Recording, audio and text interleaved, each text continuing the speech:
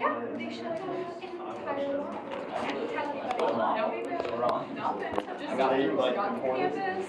I mean, it's one of the days last time I couldn't help but laugh at one of them. The end of like, This is well, the cherry on top of yeah, my and then it just ended. It was like, I go and I blinker on, just go like an evening, I'm like, perfect. Out of nowhere. This car, I mean, flies over. And just, I'm like turning it in. I literally don't know. I never noticed. Almost as they takes it. Oh my God, I didn't have the car. That's awesome. There are a couple of them. Is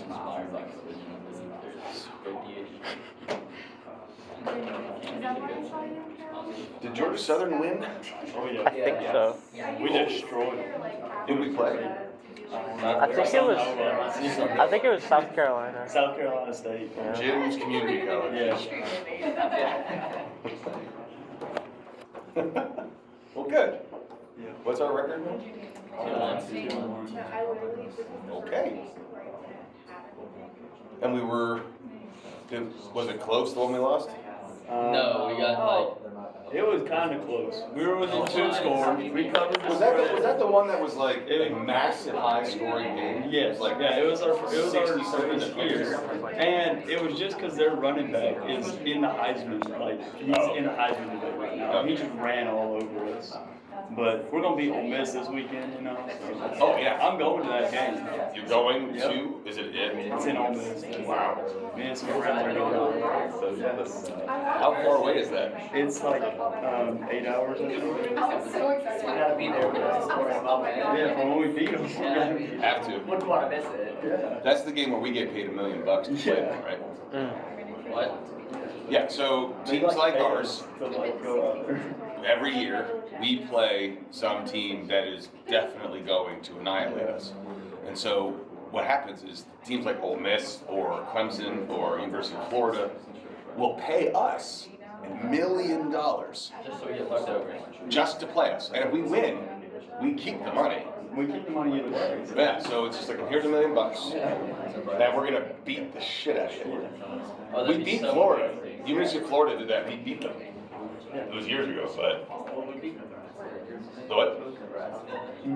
Yep. So it can happen. Yeah. I wouldn't get hopes so. Compared to the other ones. It's possible. Did we actually? Well, yeah. It's not likely. If their team gets hurt, Yeah. like if their team gets hurt, Yeah, all of them. they have to bring in their entire second string roster. Maybe that third string roster. Then we got a fighting chance. That or a miracle. Yep. I think a miracle's more likely to happen. That is cool that you're going. That's fun. I know it started it, I was like, I don't know. They ate me alive as a conference. All right. What is it getting started? Okay. So, as I said earlier, I apologize for everybody for last week. I was just getting sicker and sicker, and so I did something I never did, which is I called in sick. So I used sick hours, which meant, so it was official, so when people went to email me, it said that I was not available automatically. And it turns out I have 586 sick hours that I have not used. Yeah, so I think I get those if I quit. So I'm thinking about it. It's not. When I retire, I'll just get 10,000 sick hours or something. How many hours with the classes this semester? So I could basically say I'm sick for the rest of the semester, and I can't get fired. I would, but it would be a legal issue. But yeah, I have enough to like last through Christmas. Just, yeah. Don't worry, guys. I'm only gonna take half of that. All right, so I posted the epistemology stuff. Still love it. The epistemology stuff and the nature of God stuff. I noticed some of you watched it, some didn't. Just be sure to watch those. They're all like kind of contained units, but those lectures will kind of get you through, see for paper ideas. But today, I wanted to come back and talk about something that Augustine's probably most known for, which is his issues with the problem of evil. So this is actually a pretty lengthy discussion. If you were in my intro class, we literally scratched the tip of an iceberg. So we're going to talk about this. I hope we can get through all of this today, but if not, we'll pick up on it next time. And on Thursday, we will cover more stuff on free will that we're going to touch on today, as well as Augustine's discussion of the connection between reason and faith. And then that'll be it for Augustine. And we'll move on to Anselm, do some proofs for the existence of God. So we'll get into some pretty hardcore logic and things like that. But for now, the basic problem of evil. Someone break down the basic problem of evil for me. Who remembers it? Yes? If a good God exists, why would he allow suffering? That's half. Yeah, if he's all good and all loving And he allows evil to exist. All powerful. Yes, and all powerful. Then he's either too weak to solve the problem or he doesn't care and he's evil. Exactly, right? So the basic breakdown is God is omnipotent, so all powerful. God is omnibenevolent, so all good. And we're going to add in God is also omniscient, right? And the reason we're adding in the omniscience angle is simply because if God is all-knowing, then we have to ask the question whether that includes foreknowledge, right? So is it the case that God actually knows what's going to happen before it happens? And if God knows that, then why wouldn't God stop things from happening, right? And yet, despite all of God having all of these omnis, right, evil still exists. So it should be very, very readily apparent that these premises are logically inconsistent. As he said in the back, if it's the case that God's all-powerful, he should be able to stop evil. If he's all good, then the last thing he would want would be for evil to exist.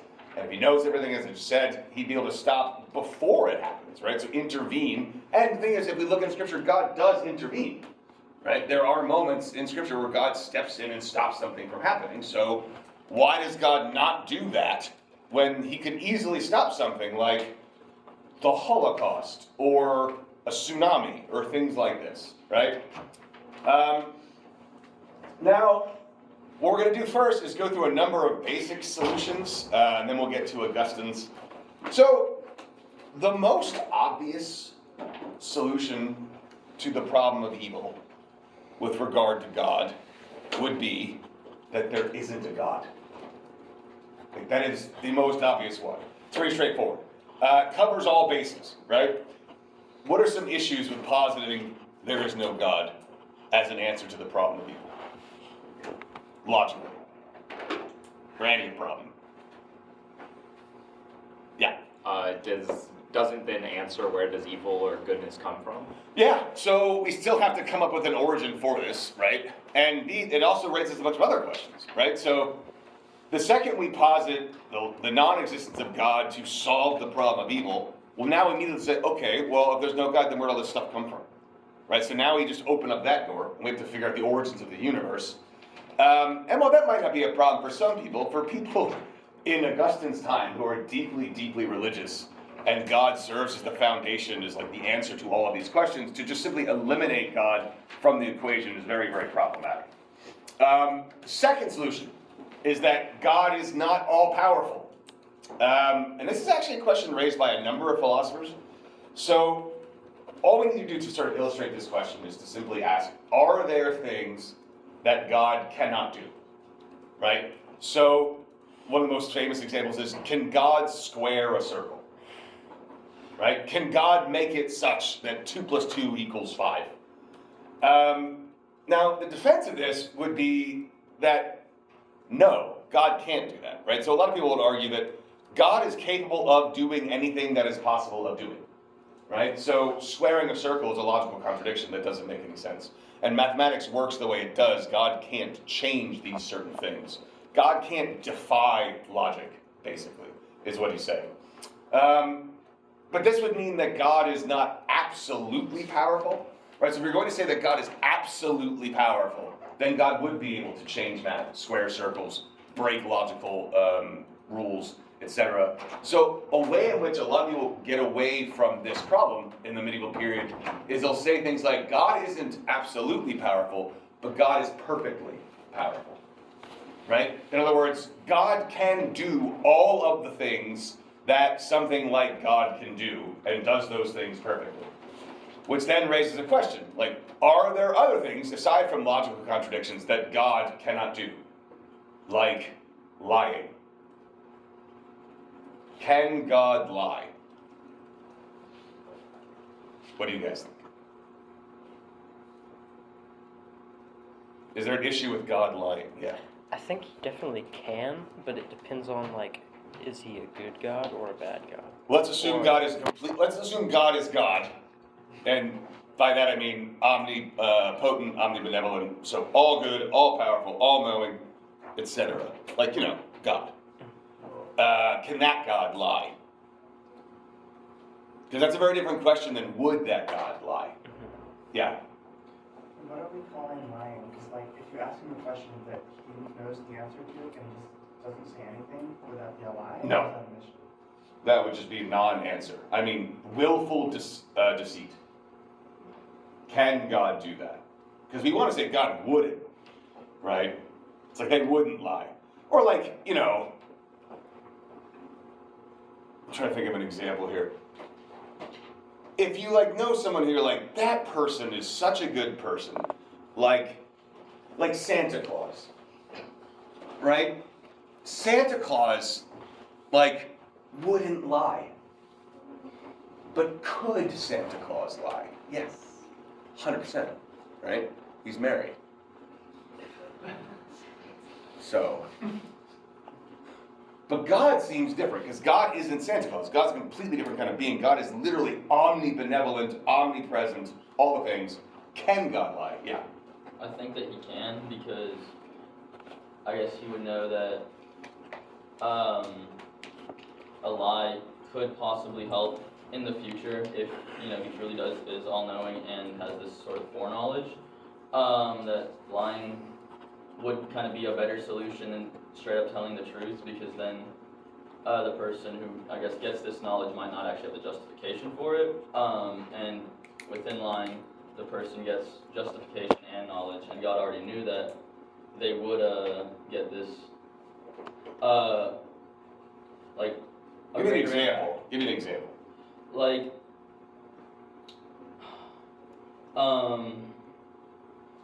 you ask this all-knowing being, let's say, Like the secrets of the universe? not even something that deep, just like,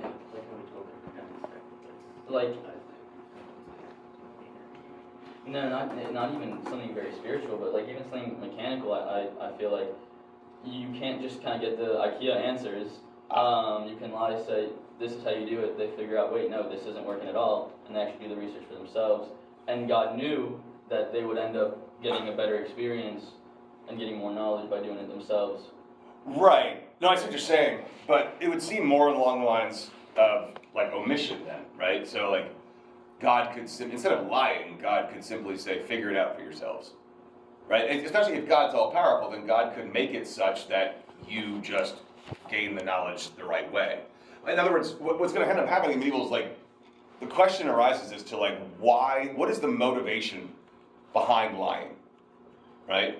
Almost always, as the medieval argument would go, because Plato's specifically different, but the argument would be we lie in order to gain some kind of power, right? So in a way, lying is an expression of weakness. And if God is omnipotent, then God couldn't lie, because God doesn't lack in strength in any way whatsoever. So this is just one way of going about it. Now, Plato would argue, conversely, that we can lie and should lie if those lies get us to the truth, right, and to the good. But God would be, from the medieval perspective, God would be the kind of being that just can't, because that is a lack of truth. It's expressing a kind of non-being. And something like God is overflowing with being, and so it's just basically just outside. It'd be like saying, and then just say God is lacking in that sense that God can't lie. That's like saying, I'm lacking as a human because I can't breathe underwater. Right? That's true, I can't breathe underwater, but that's not the kind of thing that humans do. So to say I'm lacking that ability is it's not a proper category. Right? Yeah. And then, my intuition says that he couldn't. couldn't? Could not. Okay. Simply on the ground that if God is the greatest being that could be conceived, and if he was not, then whatever was greater than him would be God, then a God that requires lying to achieve his goals is objectively less. What's the word? Just objectively less than a God who does not require lying to achieve his goals. Does Yeah, so, and we're gonna talk about that with Anselm next week, so, yeah, it's good, yeah. So you wouldn't be able to like do a noble lie because even a noble lie would be completely subjective of like what the noble aspect of that lie would be. So that would kind of just add subjectivity to the whole concept of being, and that's why you can't lie. Yeah, well, yeah, that's good, and even, like, let's say there was some kind of intention that God had, like, I'm gonna lie to you so that you end up doing this. But that creates other problems too, because now God wants something, right? God wants you to do these things, which means God would have desires, and desires are the product of a lack, which God can't have. So there's really nothing in it for God to lie, which is interesting. So see how the deeper we go into this, it's just, you're like, all right, so God is, we could also say God's simply not omniscient, meaning God doesn't have foreknowledge. And so God just can't stop evil before it starts because he can't see it coming. That's a problem, though.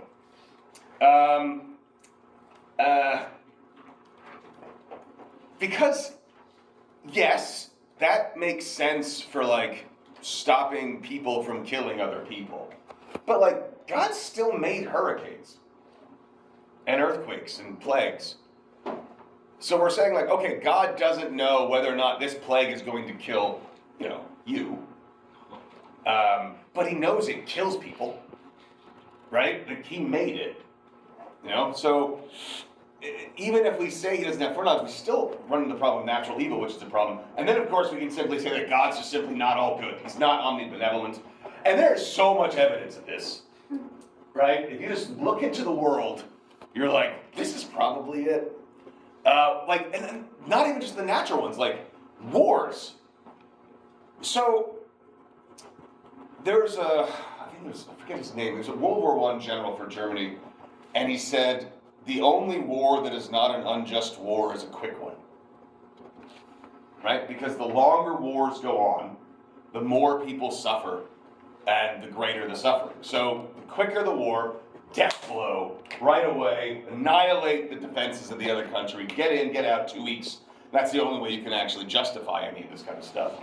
But God allows wars to go on for decades, right? And plagues to persist. Like, why not have the miracle cure pop up? It just seems like God is not omnibenevolent. Yeah. You can also mention that in a way God also endorses and promotes war sometimes as well. Whereas like having a choice of people and be like, go slay those people. In Scripture, yeah, he does kind of encourage it a little bit, which is interesting. Not so much in the New Testament, though. There are a couple moments. So there's a passage in Luke, I think it's Luke. Don't quote me on that. It's been a minute since Catholic school. But Christ says, quote, bring all non-believers before me and slay them. Now, you could make the argument that it's a parable, but he does say it. That's just a really rare moment. But in the Old Testament, very much a warmongering God, right? Very angry God. Nietzsche has a lot to say about that, but we'll get to that later. Last option, evil is not real. So this would suggest that evil is just all a matter of perspective. And this is exactly what Nietzsche says, right? So Nietzsche's going to argue that good, evil, these are value assessments that we just come up with ourselves, and we assign them to various activities or occurrences or actions. So what appears horrifying to us or to a particular group might be a good thing to others, or from a perspective removed from human consideration, right? So we look at a plague as like, wow, this is dreadful, this is terrible, it's dreadful. This is terrible. People are dying and suffering, but, every time there's a plague, we reduce the population a little bit. There's less starvation. We have less of a footprint on nature itself, less destructive, etc. So really, it's just a matter of perspective. So plagues can be of value to nature as a whole, but then we're talking about reducing the population of humans and doing so through a method that causes immense amount of pain and suffering. Like, why not just banish them, right? So, exactly. So every time we come up with like, oh, well, maybe it's this, there's always that follow-up question that really kind of creates a lot of problems. So Augustine, his solution is none of these, right? So he does what's known as a theodicy, right? Which is, you're not explaining away the issue of evil, you are trying to create an account for how God could still remain God, but at the same time, what we describe as evil still also is there, we acknowledge it, right? So he doesn't want to, as I said, explain things away, but he doesn't want to reduce God's power in any way. So for Augustine, it's really, really important to remember that God is not obligated to create anything, right? Why? So God is the creator of all things. Augustine states that right away. But he wants to point out that God is not obligated to create anything. Well, why is that important to start off with? Why would it be problematic to say that God is obligated to create? Yeah. Because then that would mean that somebody has control over God. Exactly. Right? That would mean that there's some cause outside of God, external to God, that somehow has sway or power over God. And that's an issue. So God freely chooses to create, because anything that would cause him to would then necessarily mean that something is superior to God, and then we run into that problem. As for why this world, you have a question? I'll look in a second. I think you're going to explain a little bit. Okay. Augustine states that God is 100% benevolent, and insofar as God created everything, everything that exists has to share in that goodness.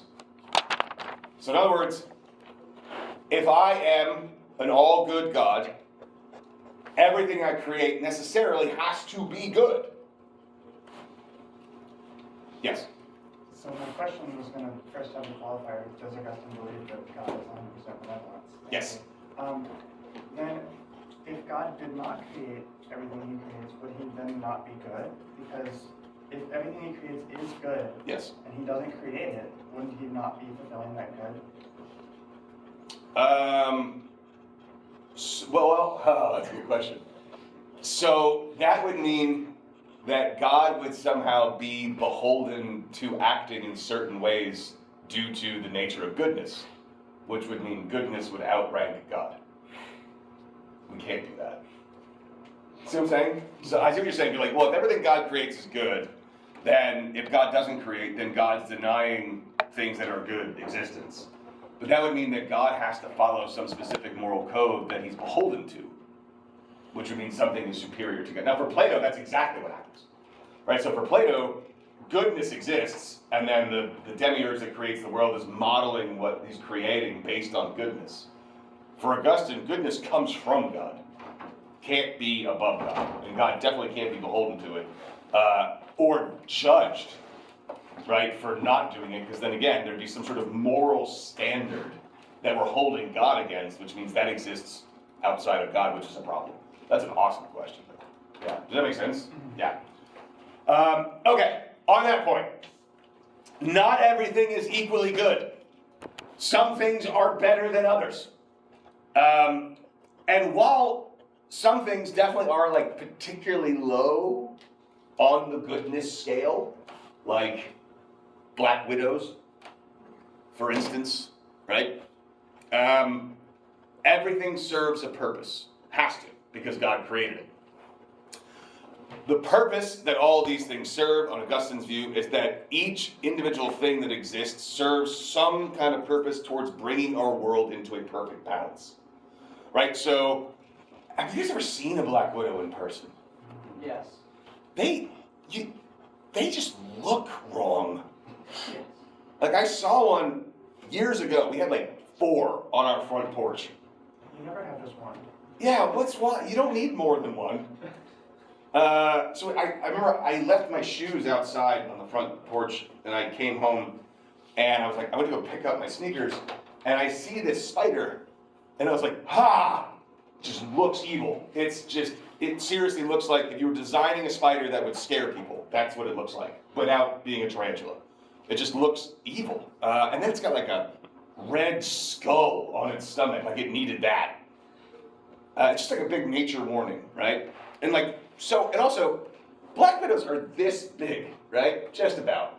They have enough venom to kill a 40-pound dog easily from one bite. Why? it can't eat that. Like, even if it tried to, it wouldn't be able to. It can't.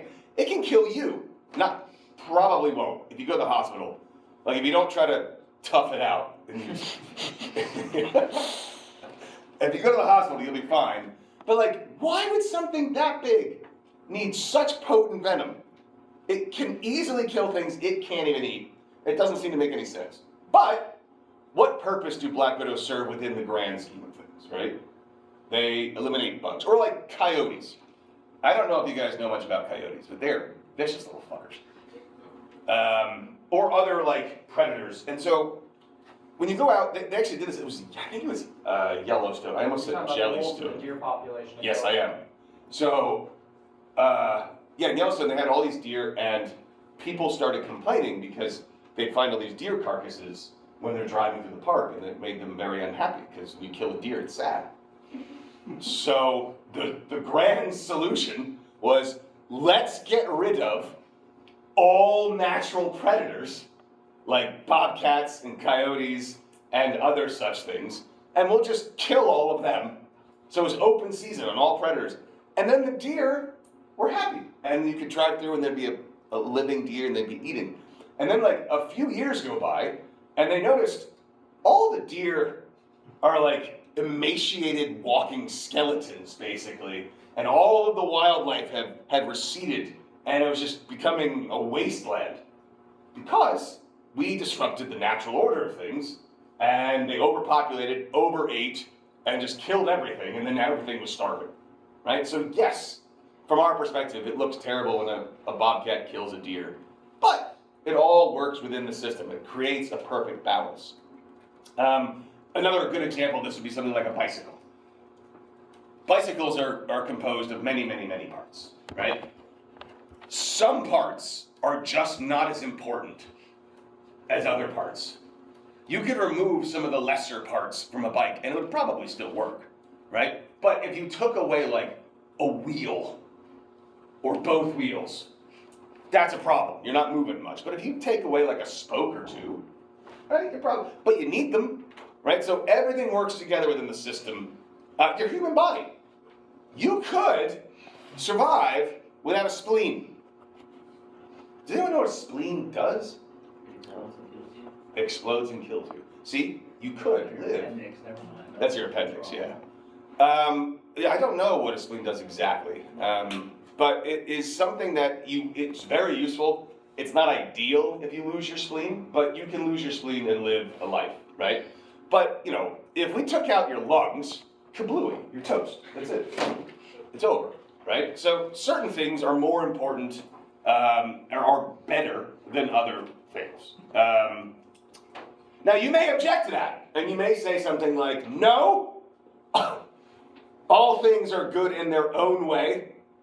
This is something my sister said to me once, and she was wrong. She said, all things are good in their own way, and nothing is superior to anything else. And I was like, well, that's not true. Especially when we're talking about God. Because if you make that argument, if you say, everything is equally good and nothing is superior to anything else, then you are saying, including God.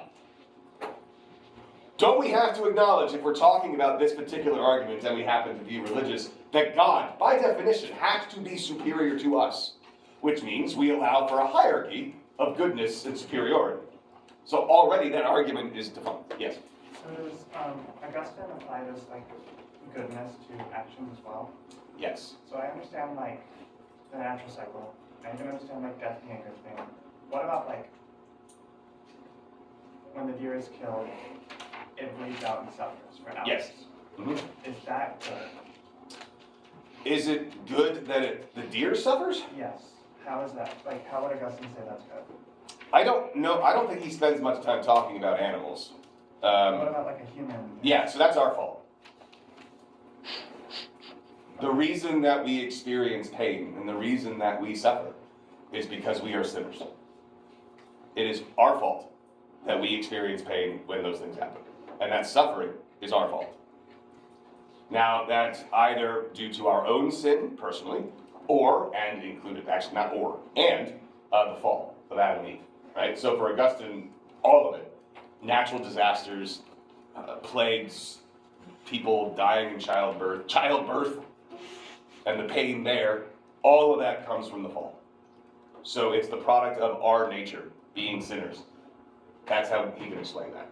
As far as animals, I don't remember him saying things specific, because obviously animals are suffering, so I actually don't know what he would say about something like that at all. But I could probably look that up. I'm not sure if he would say. Yeah. Yeah, one thing that's really important to acknowledge in this conversation is that people weren't, I mean, I can't make a blanket statement for everybody everywhere, but Sure you pets, pets weren't as big of a deal in older times as they are now to us. And so as we have more pets, we have more domesticated animals that we are emotionally attached to, that has become more of a concern now than it was originally. Right, and I guess my thing is like, it's a concern to us now. Oh, I think it's a valid concern for us now. I just think it's probably worth noting. No, but what they're saying is that God is God. So for God, Yeah. obviously God, if it's God's creation, and look, even if it's not a dog, like a cow, which I eat, right? So, but like if I were walking down the road and I saw a cow that had been like shot in the stomach and was bleeding out and moaning, like that would cause me to be upset, right? Because I'm watching an animal suffering. So God would have that kind of understanding. But this also is part of the problem with the problem of evil. It's like, okay, so God is willing to just sit by and watch all these animals who don't have the burden of original sin, is what you're arguing basically, and yet still are obviously going through pain. Yeah, that's a really interesting question. Yeah, no, and I'm not disagreeing with you there. And the problem with animal suffering, which is a subset of problem with people, is, like I was saying, it's not that it isn't a problem. I think it's actually one of the more potent arguments against God. But I don't think as many older medieval or ancient writers wrote about it because it was not as concerning to them. Yeah. Because our perspectives have changed. They had pets, they had domesticated animals. They looked at a lot of the same stuff at the time, right? The issue would be more hierarchies and tiers of existence here. Right. More so than domestication or like an empathetic feeling. Yeah. Because animals were not seen as having souls, they were seen as inherently lesser forms of life that we didn't need to worry about in some ways that we think of today. Yeah, I think that's also true. Yeah. So, right. Moving on from the superior goodness argument, right, that we have to say we have to at least acknowledge that there's some kind of hierarchy, as you're saying. Even if we only acknowledge God as superior, that at least puts the foot in the door, we can recognize that there are tiers of existence. So then the question becomes for Augustine, then what is evil, right? Now I may have mentioned this before, but for Augustine, he says evil is a lack, right? It's not actually a thing. Think of it, when we talk about with Parmenides very quickly, with being and non-being, right? So, it's very much similar to like coldness, being a lack of heat. So evil is like that. Think of goodness as equating with existence, and the farther away you get from God, which is absolute existence and goodness, the more it seems like it's evil. Really, it's just less good. That's all it is, right? So why? Then why would God allow this? Well, we have to remember that God created everything out of nothing, right?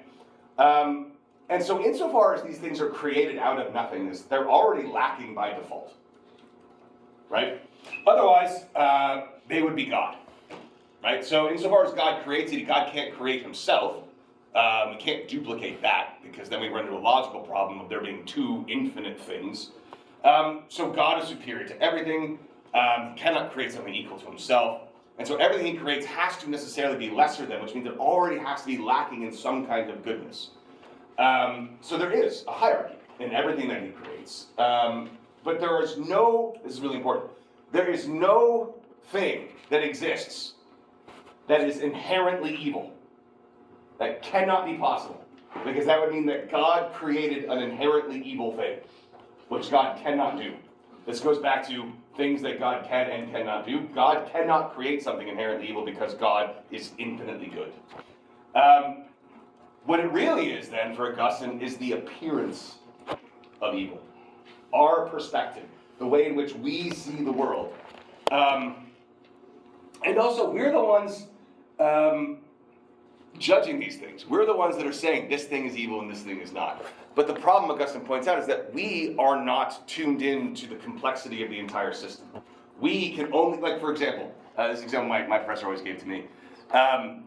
If you were to remove my liver from my body and put it on this table, I think I used this example already, but this is the point. It looks disgusting, I can assure you. It's not pretty, right? So on its own, a liver might look to you like, have you guys ever eaten not human liver, but like liver? You ever did that die in the 80s? I think so. Like it was a problem in the 80s that your mom was gonna cook liver for some reason. It's disgusting. It's, livers and gizzards at like Harvard. yeah, they still do. Old people. Yeah, exactly, right? It's just something that like you shouldn't eat. It's an organ that cleaned blood, right? It tastes terrible. So, but if you were to remove it and put it here, it looks gross. It just really, but within the system, what the liver does is something beautiful, right? It cleans your blood, et cetera, et cetera, et cetera. So really, it's about our issues with judging the world improperly. We see things as evil to us from our perspective. But when we zoom out, everything actually fits within the system and has to be that way. Because God wouldn't create a world that was arbitrary either, right? So, then we can say, so like, I guess a way of explaining this, but take like a really specific example. Take like when someone close to us dies, right? And let's just say they die in a really horrible way. Insert your own horrible way of someone dying to really brighten the mood. So we often ask, and people do, they say like, so why, God, why have you allowed this person to die? Or if it's not a person, like maybe you just really care about the environment and an entire beach and all the wildlife is destroyed. And you're like, why would you let this happen?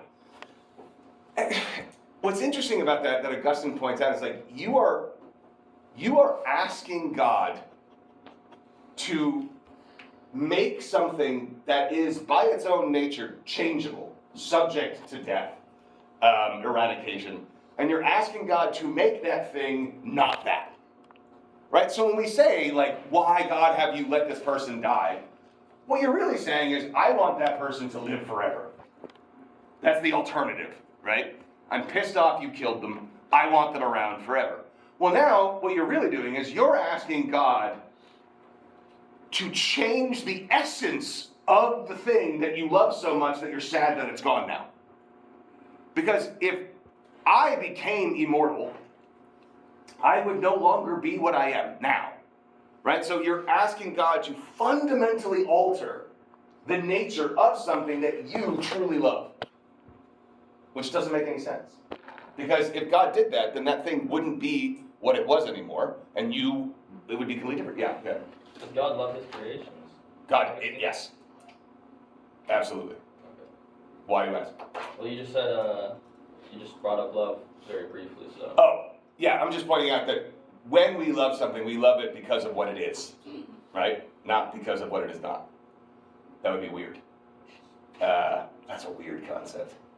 But we love it for what it is, and to ask God to alter it so fundamentally would be to ask God to change it from what it is to what it is not.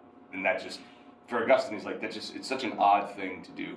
It's also an odd thing to ask God to save somebody, right? So if somebody's sick and they're dying and you're like, please God, don't let them die. It's like, now you're saying, okay, obviously God, you have a plan. And if plan is to kill my uncle, I'm asking you in your perfection to like change that one, but do it for me. Right? And that's also a very odd stance to take. Yeah. Sorry, I keep asking something. No, please do ask questions. Two this time. My first one is, so what about what we call today like unnatural deaths? Does Augustine? Wait, what kind of? Did you say natural or unnatural? Unnatural. Does Augustine? What's an make a distinction? unnatural death? Like if you got hit by a car. Cool. Okay. Yes. What about it? Is that like in God's plan for you to be hit by a car? That's the question, right? Right. So there's a difference between God knowing that's going to happen and God causing that to happen. Because you still have free will. Right? So the decisions that you're making will lead to these things. Now, the other question is like, did God actively cause that car to hit you? That would be very different And then, like, than God not stopping the car. How does your free will interplay with the free will of others in this situation? What do you mean? Like, if your free will is just, I'm walking in a straight line, and someone's free will is just, I'm gonna drive drunk, Yes. but you have done nothing wrong and still die an unnatural early death, if compared to as if they hadn't done that, and Yes. that's in God's plan. Well, this is the problem. This is literally what you described is the problem of evil, is asking this exact question, which is, why would God do something like that? And then, my second question was, with reference to reviving people, what about Jesus/God Wait, reviving people? you mean bringing them back from the dead? Yes. Oh, I wasn't talking about that. I was talking about, because then if I just brought you back to life, theoretically you could die again. I'm talking about being angry that God killed something, right? So in other words, I am the kind of thing that dies. And one could even argue that it's precisely because of the limited amount of time that we have to share with one another that those bonds become so deep, right? In other words, if I knew I was going to live forever, there's a great song about this. Have you guys ever heard the Jason Isbell song, If We Were Vampires? So in the chorus, or one of the verses, actually, he says, if we were vampires and death was a joke, I'd stand out on the sidewalk and smoke and laugh at all the lovers and their plans, and I wouldn't feel the need to hold your hand. Right? So this idea then becomes, maybe it's because of the way that we are, we know our time is limited, that we invest so much in each other and we love each other in that way. So if I am not going to die and then you're not going to die, like we have fundamentally altered the nature of our being such that it would, the way in which we loved each other before wouldn't apply anymore.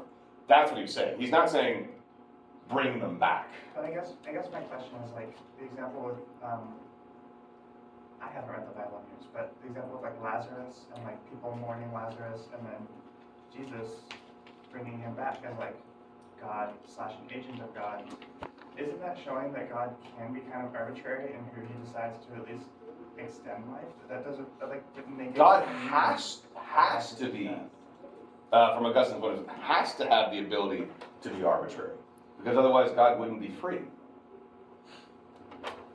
Because if we're saying like God, so this is a problem that arises. So for Augustine here, he wants to say that God can't be caused by anything external to God, right? Because that would remove God's freedom. So on the flip side of that, though, we have other philosophers who we'll see later who would say like, no, God by God's nature acts necessarily, which seems to challenge God's free will to do things. But remember, for Augustine, he says God is not obligated to do anything, right? Because that would imply a lack of freedom. So it seems like Augustine, if he was going to argue with that, he would say like God chooses to do that. But for whatever reason, this is where it gets tricky. Whatever reason God has to do it is like that's the right thing to do. It has to be the right thing to do because God can't act in the wrong. But then that would like raise the question: why doesn't he always do it? That is exactly the question. Okay. Yeah, that is exactly the question. Why doesn't God always do it? And then we're looking at it and we don't see the big picture. There has to be a reason. Like a variable C. A what? An extra variable. Yeah, that we don't see. Exactly.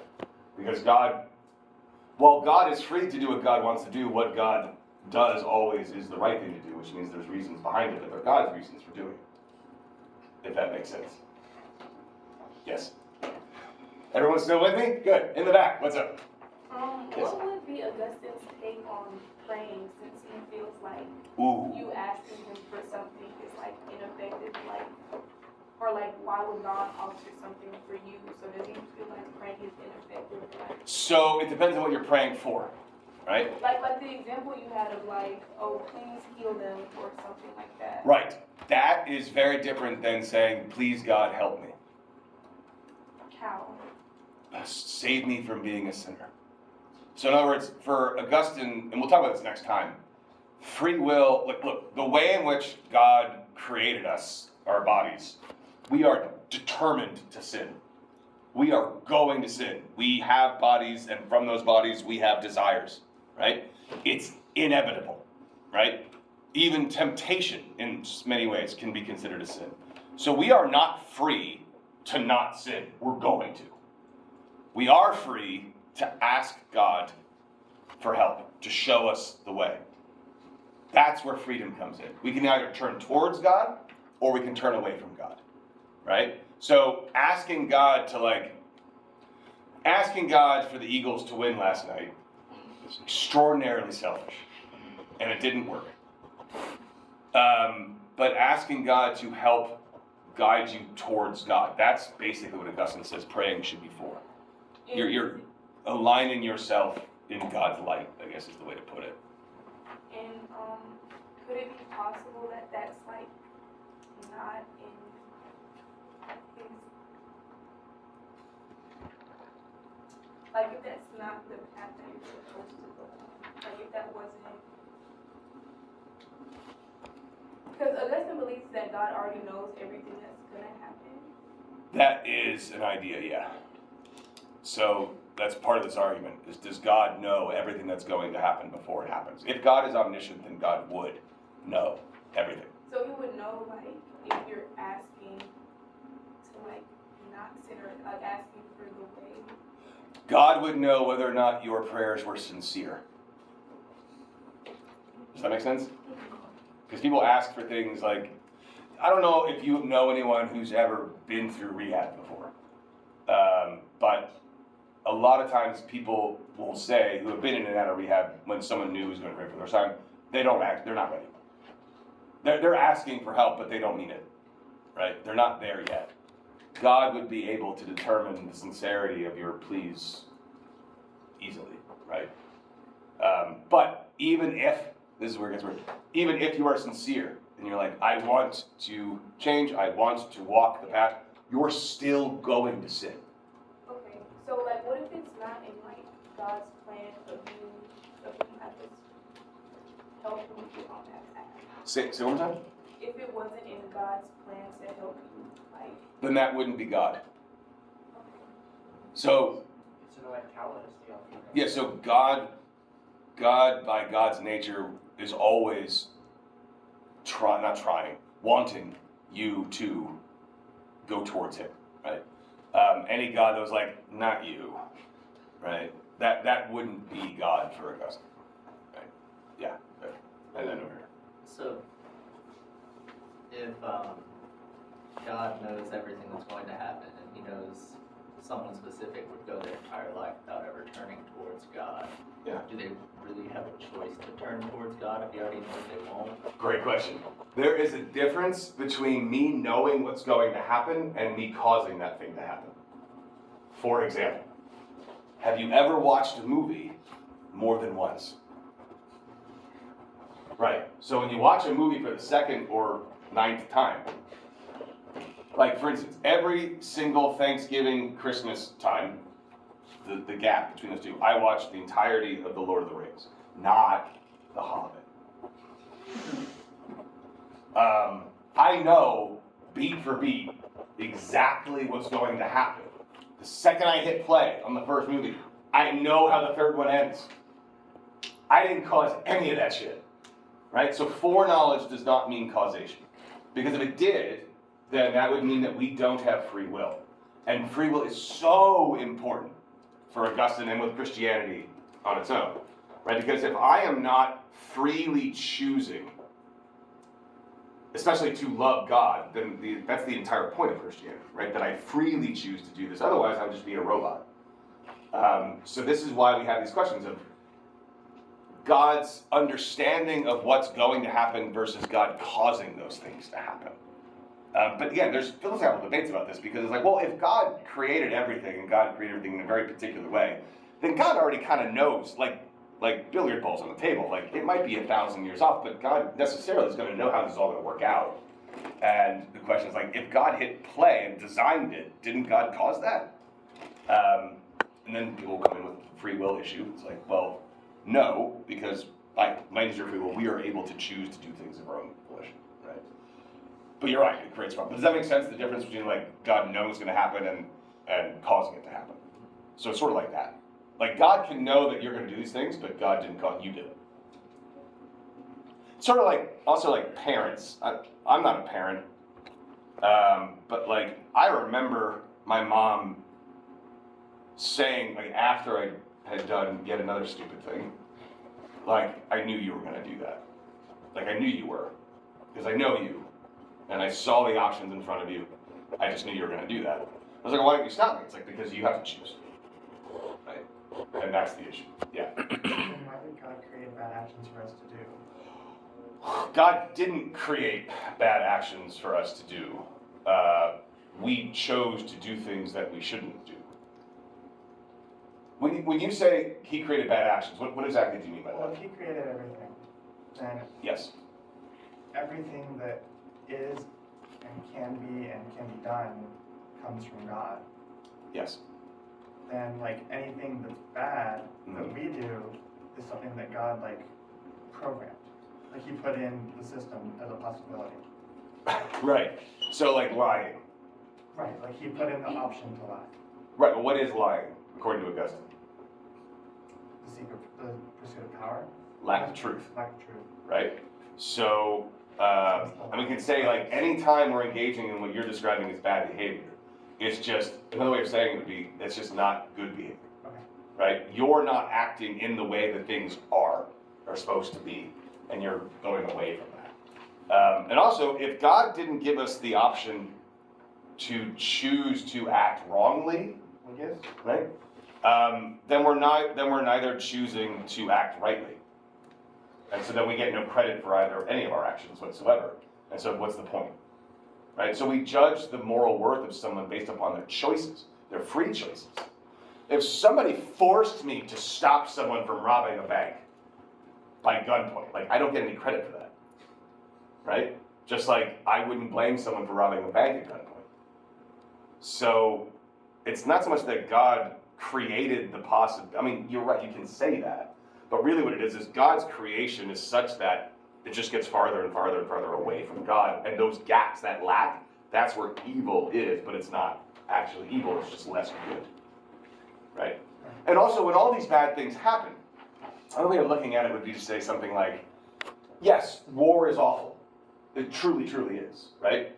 But is it not also the case that through experiencing some of these things that an entirely other side of the human condition arises, like compassion and empathy and these sorts of things? Now, I'm not arguing that God allows for war so that we can be compassionate. But it is the way in which that we experience the world as humans, that we can come to understand things that are very, very good through this lack, right? Yeah. Yes? I was gonna say, Pascal must have been a big fan of Augustine, wasn't he? In what way? Because Pascal covered things like natural evil and moral evil, like natural evil beyond tomatoes and stuff. Moral evil was like human choice. Yep.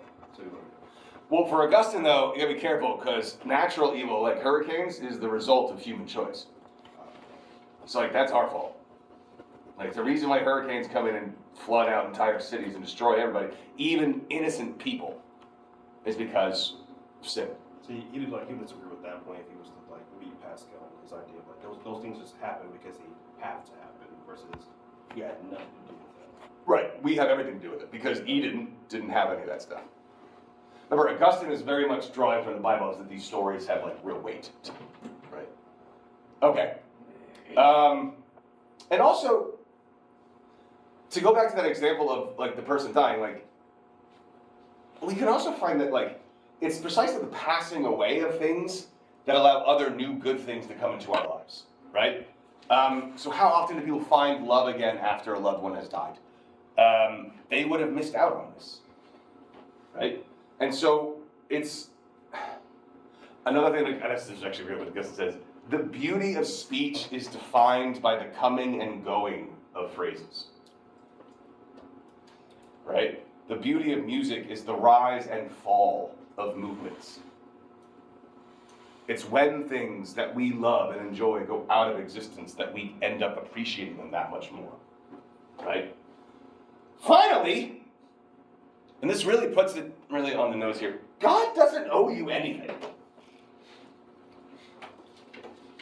Like, people act as if like God is like owing them and that God fucked up somehow.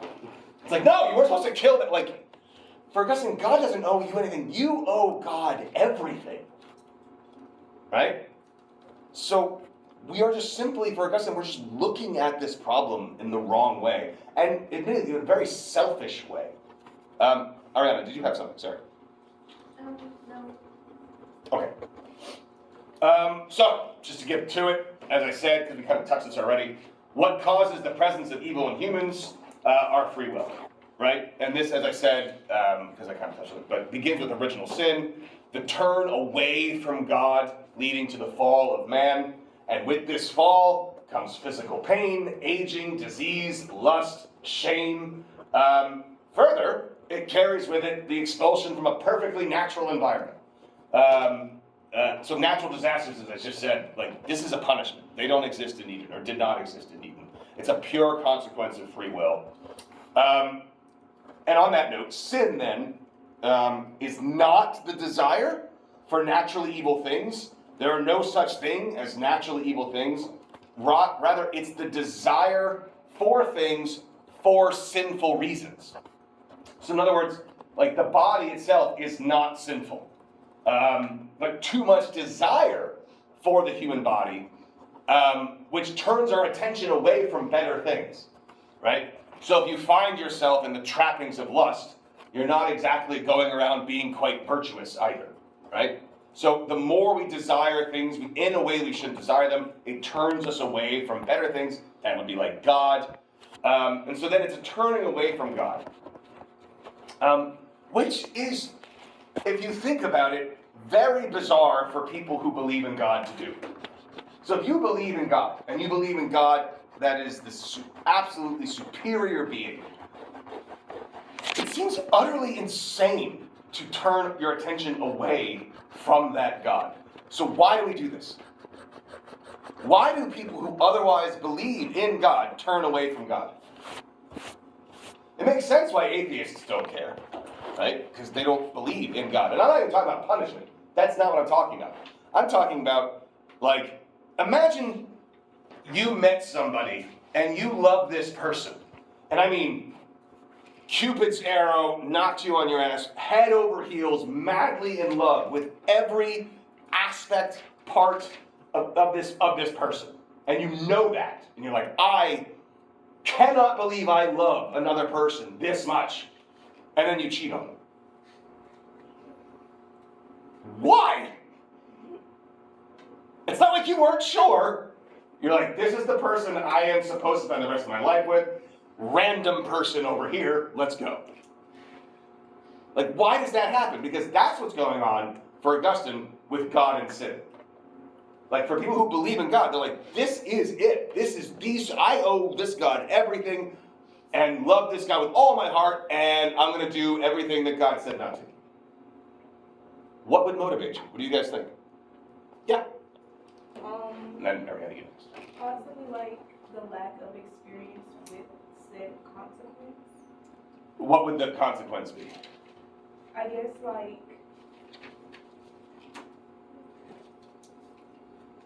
one would think like if you sin something like immediately that would happen. Oh. Like, some people can just sin this like I'm doing this fine, so what's gonna stop?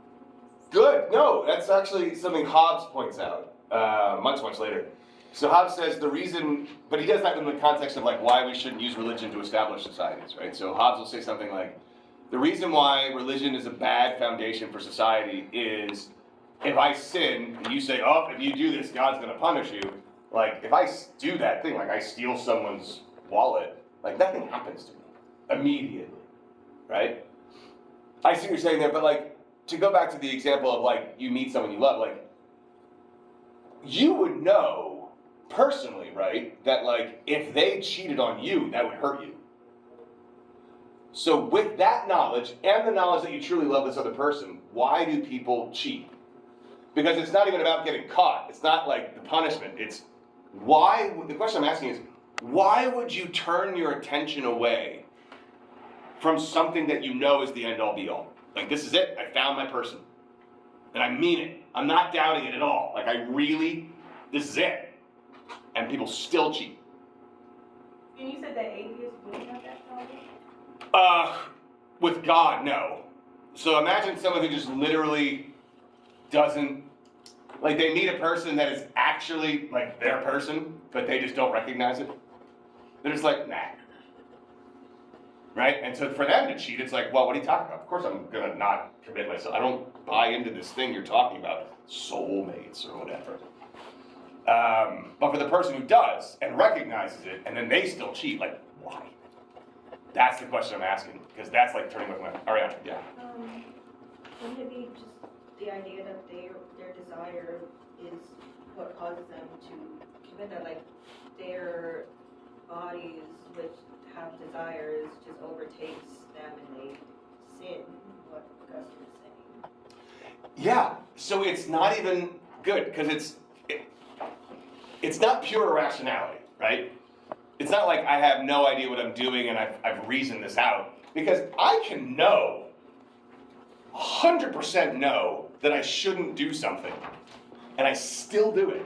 Now, Plato would say, well, you didn't actually know, right? You actually know, you wouldn't. But Augustine's like, no. They're like, I know that I shouldn't do that, and yet I do it anyway, and you're entirely right. It's because of the way in which our desires work, and because we also have will, like God does. Not exactly like God, but we have will. And those other hands up too. You have some? So how does like the evil being the lack of good relate to like how Aristotle has his living in moderation? Everything is too much of one thing is bad and too much of another is bad. Because if you do that with like the 7 deadly sins of the 7 heavenly virtues, which would supposedly be this is peak good, this is peak bad. But obviously you can be too humble or too patient. Good. Yeah, so for those that don't know Aristotle's thing, the doctrine of the mean, so if we're going to figure out like how to act in a particular situation, let's say with regard to courage, there's like, you can be too courageous or not courageous enough, and then there's a middle road, right?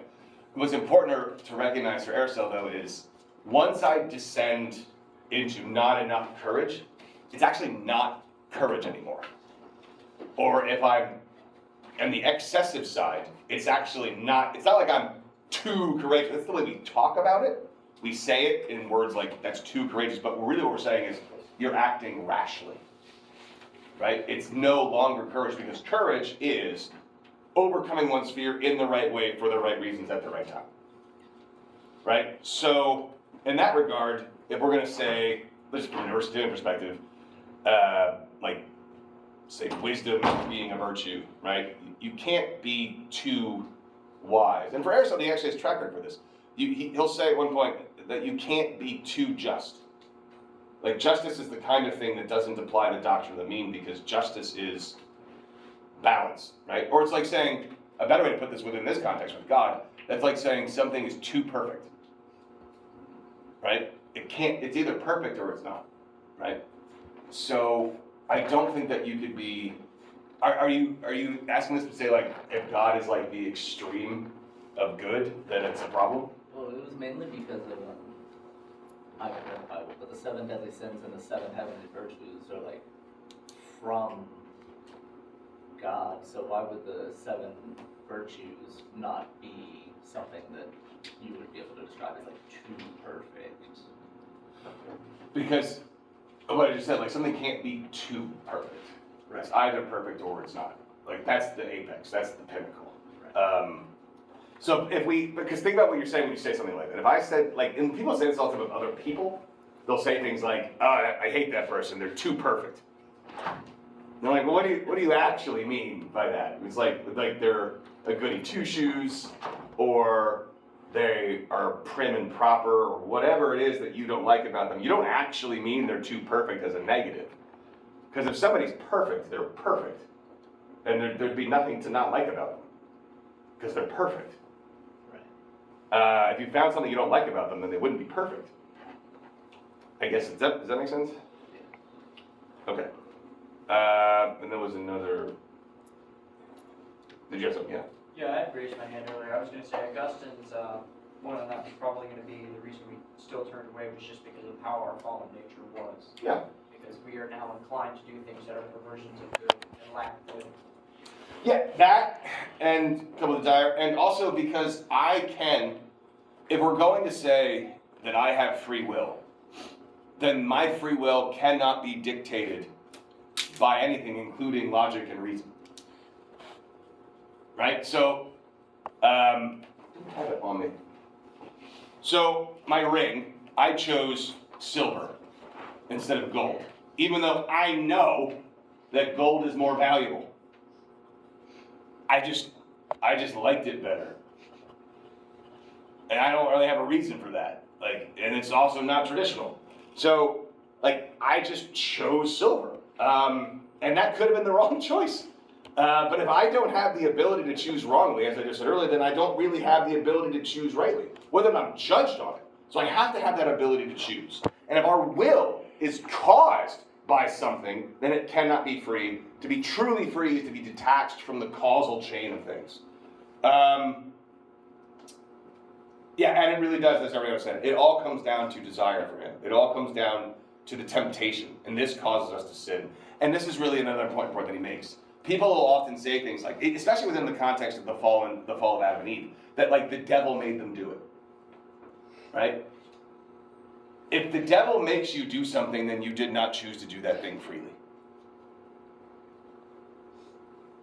Right? You're either forced to do it, or we chose to do it. Temptation is always going to be there for Augustine. It's not the temptation. It's the fact that we choose to engage in that temptation. We choose to engage in those desires. That's where the problem happens. That's where sin happens. And as far as those that think, well, that's not really fair because I'm suffering now. I have to worry about earthquakes and hurricanes and plagues and murder and pain and all this stuff because Adam and Eve ate a fucking apple? And you're like, yes. But think of it like your parents squandered your inheritance. It's just the way it is. Yeah. So then what does Augustine think of like the devil as a being that exists to do evil and cause evil to influence? What is it the devil did that was evil? Disobeyed. Disobeyed in what way? Why? Why did the devil disobey? He tried to cause a rebellion in like heaven. Right. The important part is, did the devil think that the devil was actually more powerful than God? Yeah. Oh. It was pride. Right? So the idea that the devil is causing all these things, like, or doing evil in the world, is the same reason that we do. Right? We choose to do things that go against God. It's no different. The devil just happens to have a bit more power than us. But also notice that the devil fell too, right? So there's two falls. There's Lucifer's fall and ours. Evil existing in the world is the product of, whether we spin it by Adam and Eve or the devil, it's still the product of turning away from God. And that's the choice. That's what Augustine says. This all makes sense, everybody? Yeah. It's a lot, I know. Okay, so for next time, we are going to cover a bit on free will, but also faith and reason, as I said. And if anyone has any questions about the stuff that's online, the nature of God, or Augustine's epistemology, that would be a good day to bring them questions. And then we'll talk about your due dates for your papers. Everyone doing okay? I know we had a week off, and that sucks, and I do apologize for that. That's never happened to me before, so, but we're good? Everyone's happy? Is everyone getting the quarter semester blues? Is those going on? Cool. Great.